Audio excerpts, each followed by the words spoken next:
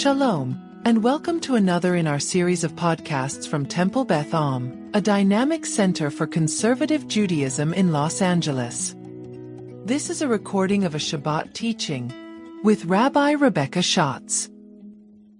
We are going to talk about a part of our tradition that I actually think most people are aware of, but potentially not in the way that we're going to talk about it today. We're going to talk about a category of person called ben sorer umore, which has often been defined as a wayward son. And the idea behind this child, which we'll read about in just a second, is someone who needs punishment, someone who is not behaving well and needs punishment.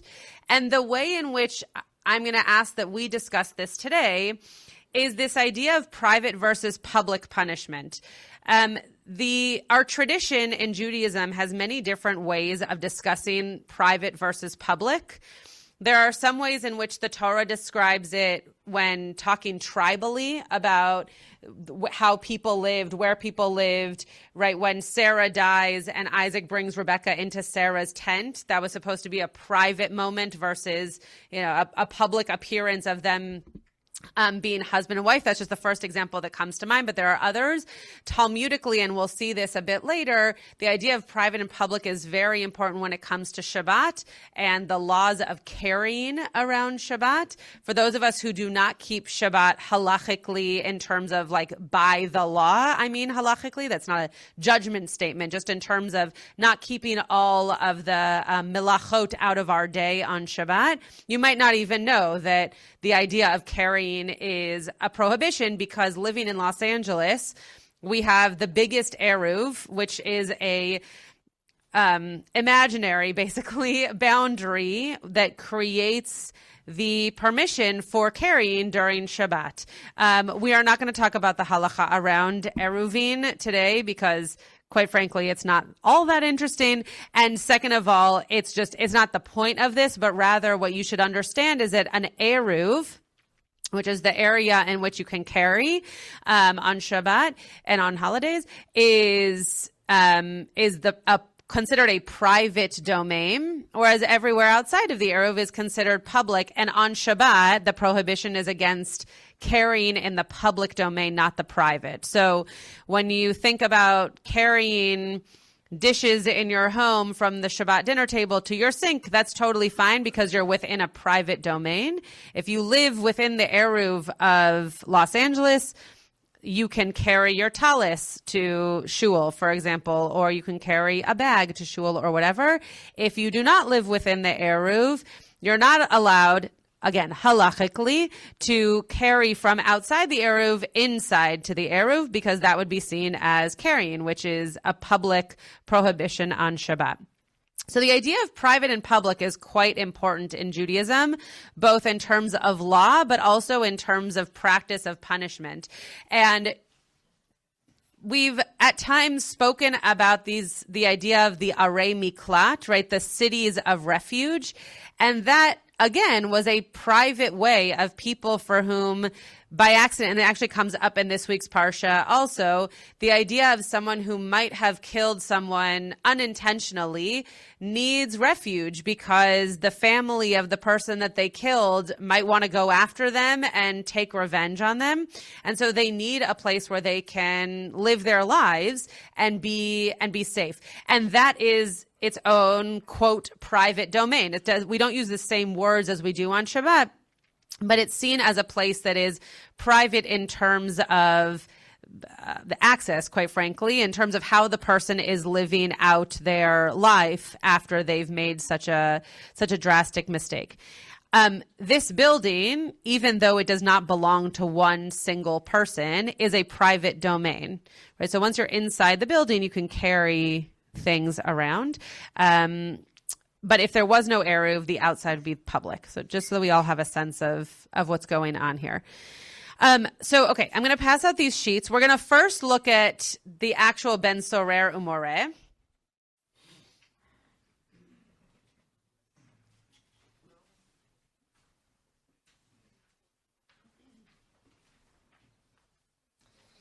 And then we'll look a little bit more into the private and public domains of the Talmud. So I'm going to kind of go back and forth between the Hebrew and the English. What I want us to focus most on is, what did the son or the child do to deserve punishment? And is the way in which this punishment is set out to be inflicted upon this child fair? And does it seem realistic, right? Is this the kind of thing that we can imagine our ancestors having done in the past? Okay. Deuteronomy 21, verse 18. Ki hiye le'ish ben sorer umoreh einenu shomea bekol aviv uvekol imo, vayisru oto velo yishma alehem. If a person, it says a householder, but really in the Hebrew it says if a person, an ish, has a child who is wayward and defiant, who does not listen to the voice of his father or the voice of his mother, and he does not obey them, and he does not listen to them. So what do we understand so far? I'm reading and giving you translation word for word rather than reading the English translation below. So you can read it if you'd like. It has a little bit of its own interpretation, but you can read it if you'd like. Who is this child, and what so far do we know about him? Great. Fabulous. So Marshall pointed out exactly what I was hoping someone would notice. He does not listen to his parents, and the Torah points out that means that he does not listen to his father, nor does he listen to his mother. Right? We know from the Torah, even within our own commandments, that sometimes the hierarchy of parents is either one parent or the other, often the father, or that they're listed in a way in which one takes precedent over the other. In this particular case, the wording is exactly the same for both the father and the mother. The child does not listen to the father. The child does not listen to the mother. They're seen as an equal entity. The child is not listening to either of them. And after he is disciplined, right, I haven't gotten there yet.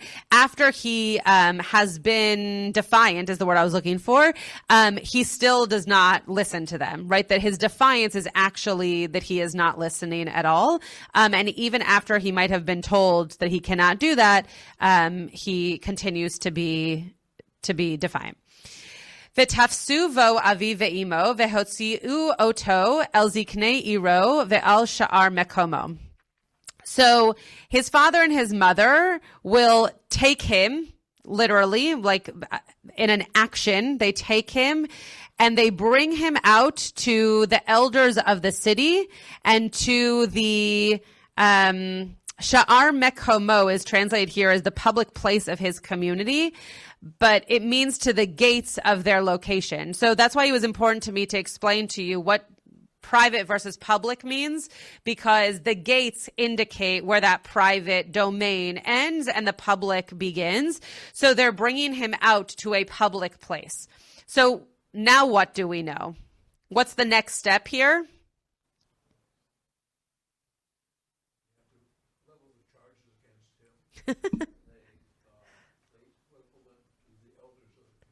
Great. So great. So Marshall said they have to level the charges against him, which I think is a great term to use. But they bring him out to the elders of the community, which seems to at least make us imagine that this is not a decision that the parents are now making on how to discipline their child, but rather that the community is going to decide how to discipline their child. For all we know, the community has no idea who this kid is. Right, but they are bringing him out to the community to try to figure out what the right punishment should be. Ve'amru aziknei iro benenu ze sorer umoreh, and so they're going to say to the elders of the city, our son, he is wayward and defiant. Einenu shomea bekolenu zolel vesovea. He does not listen to us, and he is someone who is a drunk and also a glutton. So what has been added here? Okay, great. So now there seems to be an age involved. We would hope that this is not a 3-year-old who is a drunk, right? So it seems to be that this is a child who has gotten to an age, though I will remind us that back in this day, it probably wasn't a 25-year-old, right? It probably still was a young child. Probably not. Probably even younger. Probably like a 10-year-old, right? This was someone who was about to probably be married, and that came around 13. And right, age was a very different thing back then. So we're still thinking of a younger person, but probably at an age at which we would assume there is some responsibility. But it's been added on, right? Originally, the way that it was defined for us in the Torah was he just didn't listen to his parents. But now the parents are adding to the community members, he also is a drunkard and a glutton. Okay. Orgmuhu kol anshe iro v'avanim v'met uve'erat hara mikirbecha v'kol Yisrael yishma'u v'yera'u. So the town council, or all the people of the town, would come with stones and they would stone him to death. And then it goes on to say, and I'm just going to read this in the translation, thus you will sweep out evil from your midst. All of Israel will hear and will be afraid. What are they supposed to hear and be afraid of? Yeah, being taken out to the community and having the community decide what your punishment should be and be stoned, and then be stoned to death and shamed, quite frankly. I'm just going to keep reading this next part in the English because you don't need to necessarily hear the Hebrew. It's taking us out of this general category of the Ben Sorer Moreh. If any party is guilty of a capital offense and is put to death, and you impale the body on a stake, you must not let the corpse remain on the stake overnight, but must bury it the same day. For an impaled body is an affront to God. You shall not defile the land that your God has given you to possess. This piece that I just read in English is not in consequence to the Ben Sorer Umoreh, but it also shows that community has something to say about when a private something has occurred. The public also is either implicated or responsible or somehow involved in what happens then next to this private person. So the question that I asked, and then we'll go back into the Torah for a second. The question that I asked was, A, does any of this make sense in terms of what we assume might happen to a child who does these sorts of things? And also, can you imagine that this actually happened in the time of the Torah, or is it trying to teach us a lesson? And if so, what is that lesson? Those are my 3 questions. Great. What do you think? I don't think so. Okay, so Irv doesn't think it happened. Are there clues to you as to why it might not have happened?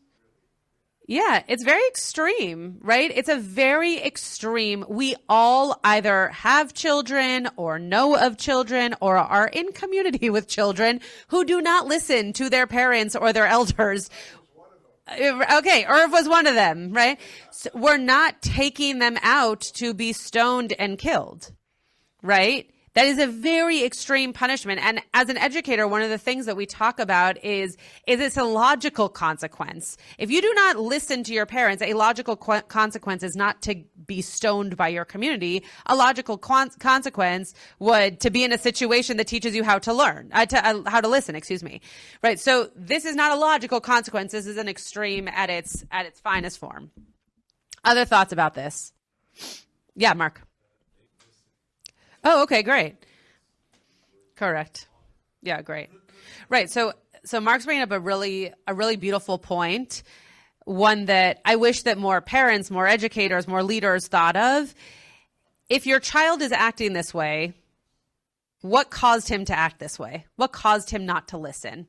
What responsibility are you taking as the parent to recognize that you might need that kaved et avicha v'et imecha, right? If all children knew how to honor their parents, or if all parents deserved that honor because of the way that they treated their children, we wouldn't need it written.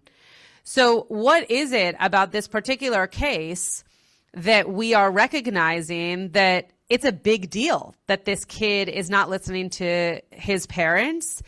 And what did the parents do to potentially make it so that the child either didn't want to listen, didn't know how to listen, created an environment for which it wasn't safe to be around to listen, right? There are lots of ways that we could think out this scenario in the 21st century that it might make a lot of sense that this kid is not listening, and therefore the punishment is even that much more extreme. Yeah, it's a great point. Yes, I'm positive that's true. The other thing, yeah, Bob.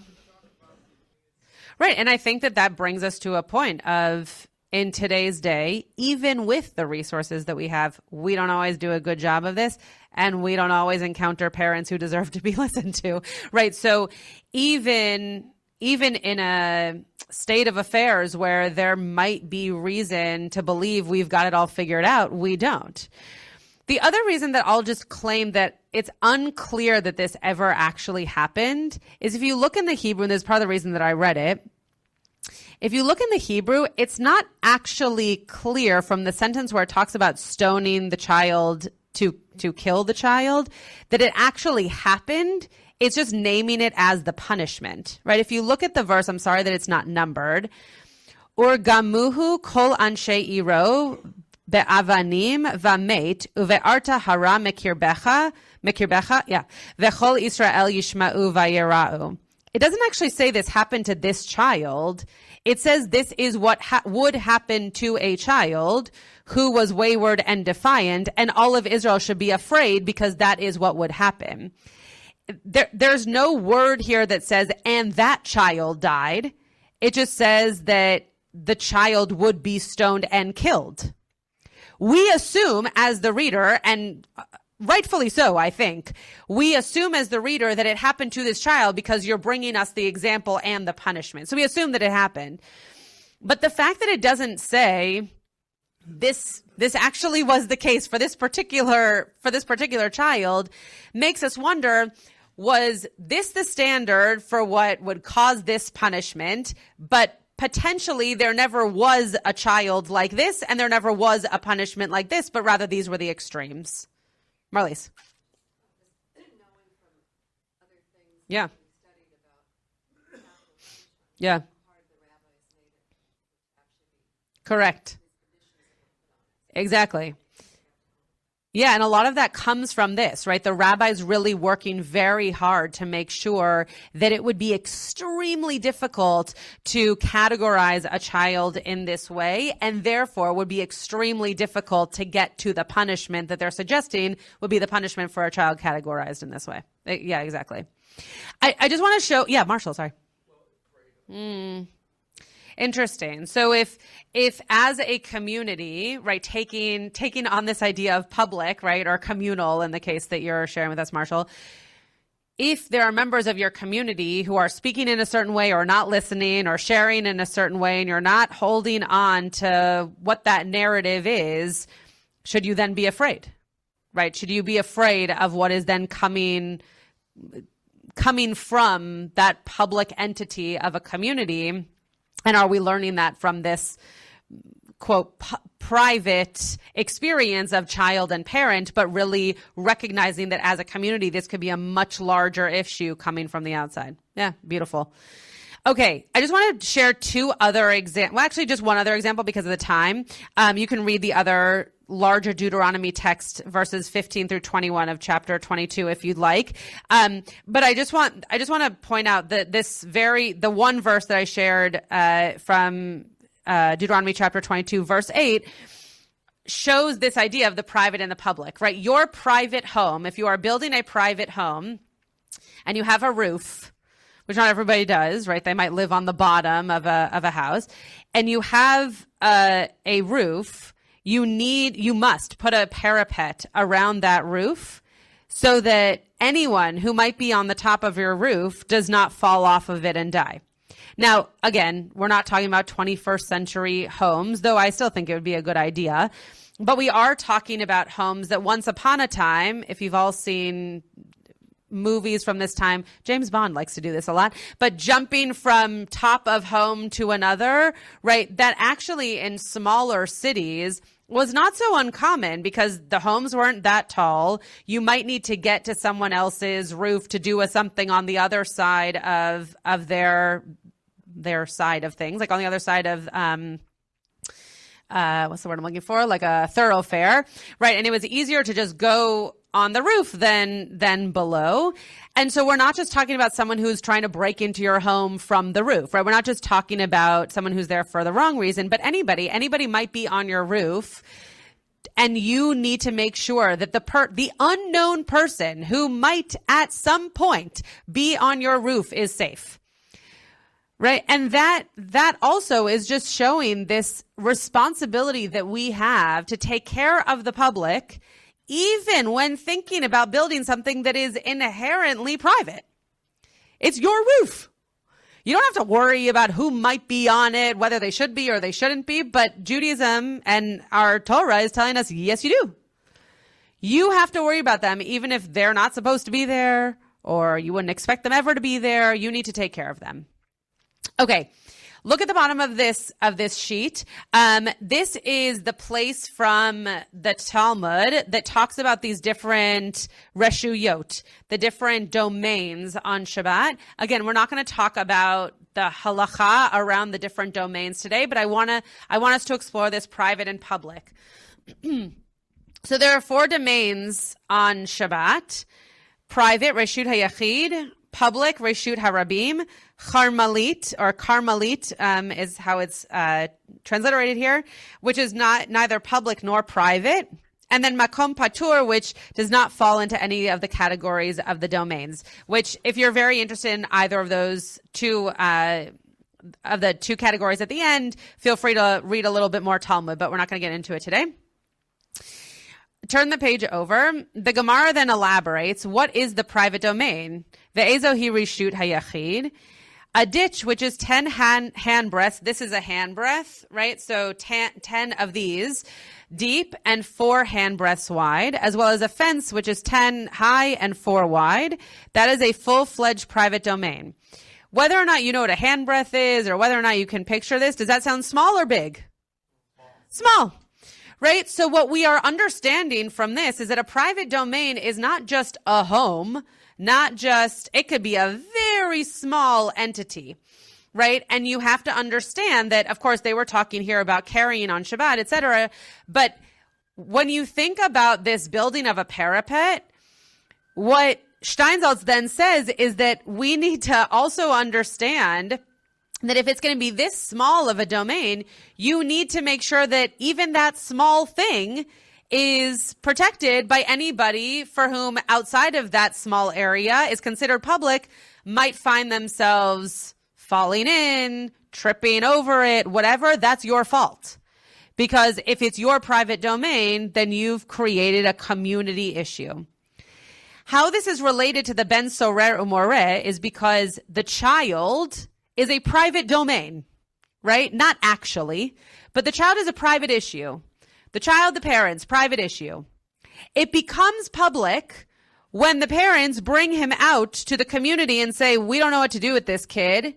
Help us figure it out. And their response is one that is a punishment that is public, right? To Marshall's point, right? It's so public that we're supposed to learn from it to not behave that way because of how scary it might be. So the idea here of this private and public domain becomes something that's extremely important for us to understand, both in how we keep others safe, but also in how we decide what becomes public and what stays private. Right? When COVID first happened, some of you were probably there for this, my first Sudah Shlishit, or maybe it was a Saturday morning, I don't remember, everything was on Zoom, so I don't remember which it was, but the first time that I taught on Zoom to the community was from my home, because we weren't yet opening the building, we later did, but from my home, and I taught on the Reshut Harabim and Reshut Hayachid. Because think about Zoom for a second. What's Reshut Harabim and what's Reshut Hayachid? Who knows? It's all the same. We're all being invited in to each other's Reshut Hayachid, by seeing into your studio, by seeing into your living room, into your study, into your bedroom, whatever it is, wherever you sat on Shabbat morning during COVID, was definitely your reshut hayachid. But I can picture where Gary and Marlise sat during COVID, right? And it's not my home, but I can totally picture it because we were let in, right? And it became reshut harabim. Everybody's reshut hayachid became everybody's reshut harabim. And as beautiful as it was, you can't get that privacy back. Everybody knows what each other's living rooms look like, which is a beautiful thing. But if you wanted that to remain private, it now no longer is, because we all had access into each other's lives in that way. As a rabbi, I think about this quite a bit. When I go out, to the grocery store on my day off, I've seen some of you. I'm just a regular human being going for groceries, just like you are. But to people for whom I serve as a rabbi, I'm not just seen as a regular human being getting groceries. Oh, that's Rabbi Schatz getting broccoli or whatever it is, right? There is a difference, right, in terms of how you see one another out in the world. You are welcome to just see me as a regular human. That's fine with me. And also I feel that, right? I can't just go to the grocery store in my pajamas because I would feel uncomfortable being seen out in the world in a way that doesn't show me as a professional, which is the way that some people acknowledge me. Look at the Sanhedrin here. The next Shabbat piece is just an elaboration on the one that we were reading before. So if you would like to read it, you're more than welcome to. Sanhedrin 71a says, in accordance with whose opinion is that which is taught in a Baraita, there has never been a stubborn and rebellious son, and there never will be one in the future, as it is impossible to fulfill all the requirements that must be met in order to apply this halacha. So Marlise brought this up earlier, right? And the rabbis go as far to mention it and to make sure that we know it. Now, I teach this quite a bit in my Megillat Esther class. I think the rabbis are also trying to weave a certain narrative. So it is possible that the rabbis of the Talmud wanted to make sure that no parent would ever do such a thing to their child. We know in the realities of the world that not all parents are good people, right? Just because you have a kid does not make you a saint. So for sure, there were parents that would have done this, who do this, but the fact that the rabbis are saying a child could have never done the things that we would bring them out to then be stoned and killed for is good enough reason for the rabbis to believe this never happened. So whether or not the rabbis are coming from a place of we want to make sure that no one actually thinks that this kind of thing could have been done by parents who love their child, okay, maybe that's to one side. But also allowing the child, and this is a little bit to Mark's point, allowing us to wonder what made it such that the child ended up in this situation, right? Let's look at the parents. Let's figure out what went wrong there, such that now the community needs to take charge of what's happening in terms of punishment. I just have one more thing to share, and then I'm curious to hear people's thoughts if they have them. The beginning of this is just reminding us of the verse, and then it says, "Now do all the people of the city stone him?" Right? The question of the midrash is, do all the people come out to do that? Because it's unclear if everybody's coming out. Is it just the elders, etc.? The intent is rather in the presence of all the people of his city, right? So this idea, and Marshall said it's kind of to the flip of this, right? That in terms of what might have been happening here, it's not that every single person took a stone in their hand and threw it at this child, but rather that whatever the punishment was public, and that therefore the community should think about how they are being seen, how they are then going to act moving forward in terms of what does this say about the community? If they're all gathering to see this, what does that say about them? Unlike the normal practice, the Sifrei continues, where the accusers initiate the stoning, here the parents are not said to participate. Right? So the parents bring the child forward. They say, not our problem, don't know how to deal with him. You all deal with him. So the parents are no longer participating. This may be out of sensitivity to their feelings, but it also indicates that they do not have the power of life and death over their child, and furthermore, that the people as a whole are outraged by insubordination because it threatens the stability of the entire community. So again, I tend to be in the Mark camp of how come we're not looking a little bit more at the parents because I think it's probably their fault. That being said, there are children, of course, who grow up with fine parents who end up being not fine people. So it is possible, of course. That being said, it seems like this midrash is trying to get us to see that the parents don't know how to handle what is going on. They leave it up to the community, and that the community is so embarrassed by how this child has acted that the child can no longer be part of the community. And how do they take care of that? According to the midrash, they kill him. So again, it seems all of this seems extreme. I'm not trying to suggest that any of this seems like totally fine and we should do this. No, of course not. It's all extreme in its telling and also in its understanding. But interesting that the midrash is really the first place that acknowledges what the parents might feel or might be experiencing when it comes to having their child act this way and therefore what they need to do with the child. Thoughts, comments?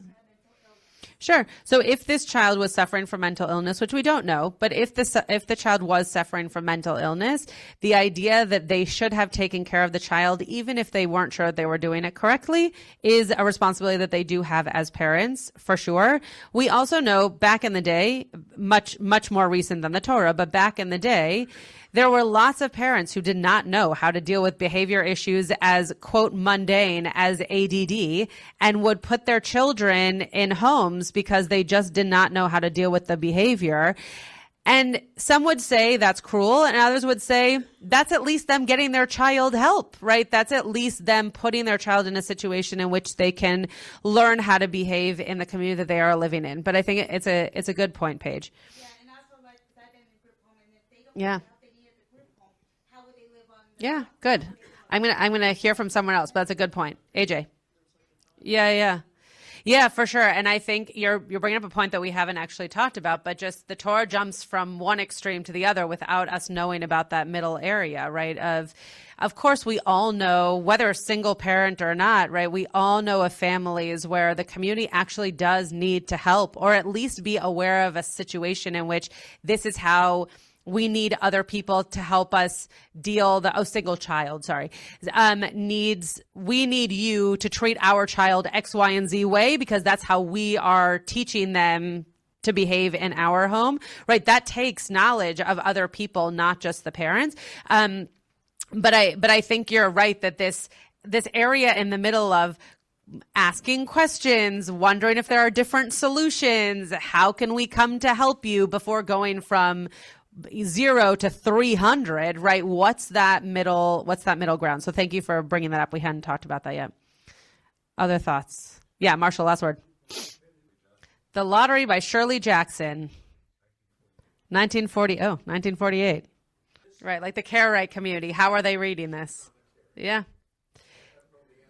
Yeah, I also don't know I know that the Karaite community is not stoning their children, so that's good. But I don't know how they work their way out of that, because you're right that we do read this with a rabbinic lens, knowing a lot of the things that I brought, the Reshut HaRabim piece, not so much. I made that connection, but the idea that comes up in Sanhedrin, et cetera, for us to understand that the rabbis really wanted to make sure this didn't happen. But for like the Karaite community and other communities who only hold by the Torah and not the rabbinic tradition, what are they doing to make sure that they are not reading this and then practicing it in their own communities? I don't actually know the answer to that question, but we could look it up, and it'd be very interesting to see. Yeah, exactly. Okay, so I hope this was an interesting way of thinking about this story. Again, I think it's a story that is often told and often known, but not always thought about in the way of the community's responsibility, and the way in which we can think about that private versus public appearance and punishment and general attention to one another. So Shabbat Shalom. And thank you for learning. Yeah, AJ. Mm-hmm. Yeah, we'll look into that. It's like a very good question. Okay, let's Birkat Hamazon. Yes, Marshall. Yeah. Right. Rebellion. Yeah, that's true. That's true. Yeah, it's, it could be one of those things. What's that word? I always forget this word. I forgot in my Megillah Esther class also. The word that, it's not euphemism, but a word that's used that doesn't, like when it says in the Torah, a person was known by their partner, it means that they had sex with that person. But what's that called in English when you use a word? No, but just a word that means the opposite, right? That you are using an antonym.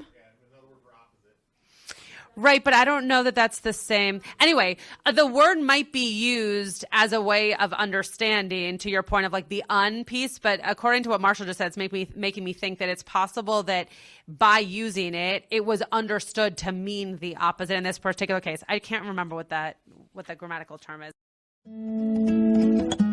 You've been listening to another in our series of podcasts from Temple Beth Am, a dynamic center for conservative Judaism in Los Angeles. If you enjoy these podcasts, we invite you to write a review on the Apple Podcast website or wherever you get your podcasts. For more information on Temple Beth Am, Los Angeles, please visit www.tbala.org.